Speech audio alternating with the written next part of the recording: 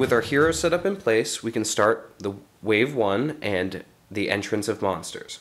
We roll our D12 monster selection die, and we rolled a 9. We're in wave 1, we're going to get 3 monsters, and we rolled a 9. So, looking at column 9, a level 3 monster will be coming in.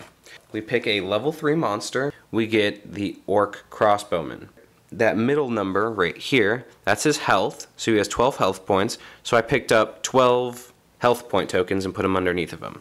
We rolled a 9, which is an odd number. If we see at the monster entrance, we have the left, which is even, and the right, which is odd from this perspective, and therefore he's going to be going on the odd path. Right below his health, we see that he has a movement of 6, and then it says, and it has a red arrow, so he's going to be following the red path whenever possible.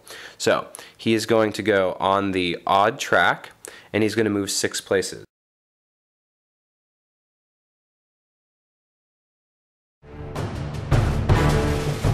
There are 3 things that a monster always does in order. They do upkeep, move, then attack. Now upkeep means bleeding and burning and all of these, special effects that can occur to them. But as monsters are first entering, they don't have any of those effects. So the first thing they do is move. He's moved. He's next to Valkor. Now he attacks. There are a list of things in order that we have to go through for who they attack, but the very first one is they attack whoever's closest to them. Or the monster is going to roll. We roll, and we get an 11. That 11 is added to the hit roll of the monster. This top value here, 6, is their hit roll. We add 11 to 6, and we get 17. We compare that to his dodge roll. So 11 plus 6 is 17, which is higher than his dodge of 12, and therefore the orc archer is going to hit him. How much is going to hit him for? He's going to hit him for 3 damage. But Valkor has a ranged resistance of 2, so 3 minus 2 is 1. Valkor takes 1 damage. Now I have Valkor's hit points over to the side on his hero card, so I'm taking 1 of his hit points away. Now that the first monster's come in, he's moved and he's attacked, we're going to move on to our second monster. To have our second monster come in, we roll our d12, I rolled a 1, we go and pick out a level 1 monster from the bag, and we see that we get the Orc Peon. We rolled a 1, so he's going to come in on the odd route as well. Now, this Orc Peon has a move rate of 5, and it says yellow, so he's going to choose a yellow path whenever possible. Right now, these are all red, but when he gets over here to the yellow, he's going to cross over because he's going to take the yellow route. So he's going to move 5. 1, 2, 3, 4, 5.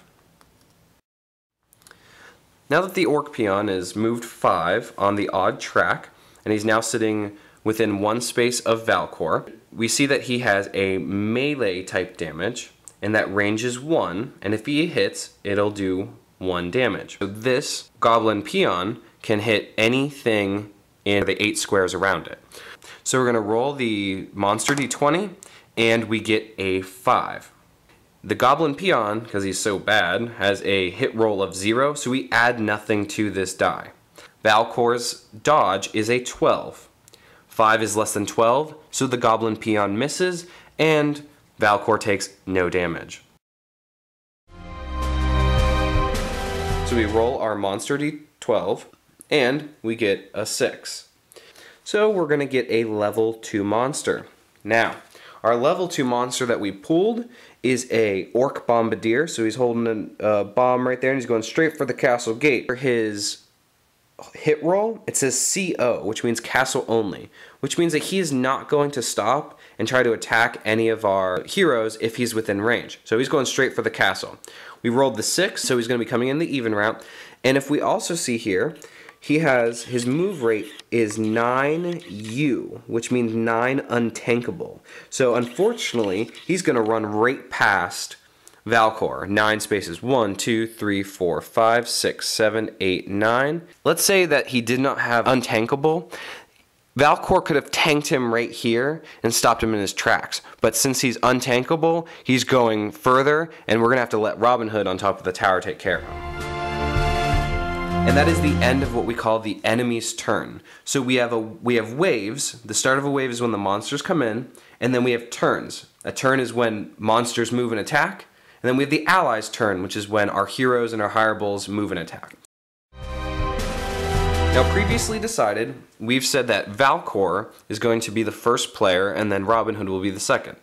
It's generally good strategy that your higher defense or attackers go first, and then you kind of have your ranged and your lower attackers go later on. This allows us to really have Valcor do the major damage, and then whatever he misses or doesn't get to, then our ranged people can do that later. But of course, we're talking about if you have all melee characters, try to just put your harder hitters first, and then that way you can get more out of the way. So, Valcor's gonna go. Our Orc Bombardier here only has 6 life. So he's not going to go for him because he knows that Robin Hood can kind of pick him off before he makes it to the castle gate. He's going to go for the Orc Peon because he only has 4 hit points. And if we look, Mace Smash actually has a damage of 4. And the Orc Peon doesn't have any resistance to melee damage. Valcor is going to do a Mace Smash on the Orc Peon, and that's going to cost 1 action point. He's going to roll his die. And we rolled a 19. Now, normally, a 19 is a critical hit. So Valcor really overkilled this guy. 19 is a critical hit, so he actually does ×2 damage to him, 8 damage. Well, that Orc Peon only had 4, so he's gone, he's dead. Valcor still has 2 actions left. Now, what you can do with your actions, just to let you know, is you can move your move rate, which Valcor's move rate is 5, so if he decided he could move over here, 1, 2, 1, 2, 3, 4, doesn't matter, he can move, and that'll cost 1 action point. But he doesn't want to. He's going to go after our Orc Archer here. Let's just say he does Mace Smash again, because it has a high hit roll of 8. Oh, we actually rolled a 1. Whenever you roll a 1, or a monster rolls a 1, it's what we call a critical miss. It doesn't matter how low or how high dodge rate or hit roll are. If you roll a 1, you automatically miss. So, Valcor just missed that Goblin Archer. But remember, he has 1 more action point left. He's going to roll. He rolled a 9. His hit roll is 8. 8 plus 9 is 17.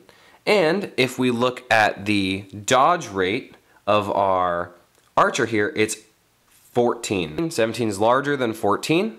And therefore, he's going to hit him. Archer has 0 resistance to melee. So, he's going to take 4 damage points, and that's the end of Valcor's turn. Next, Robin Hood's going to go. Now, if we look at Robin Hood's statistics, he's got quite a few things he can do. We have Bullseye, which has a range of 9, a hit roll of 12, a really great hit roll.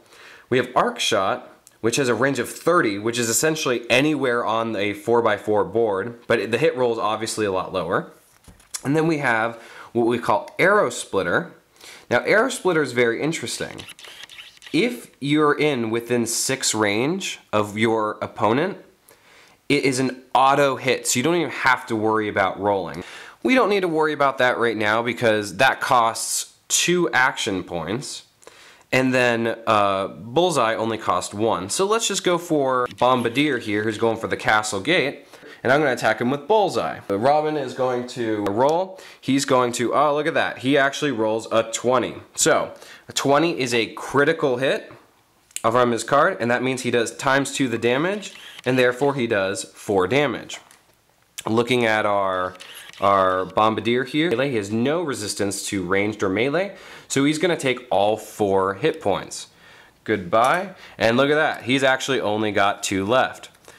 Robin has 2 more actions to take. He's going to roll again, and he rolls a 5.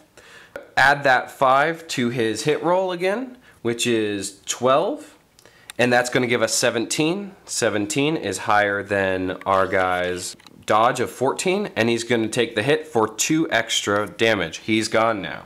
Robin has 1 more action. He's going to go after him because he's the only one left, and he's going to do Bullseye again. Rolling for it.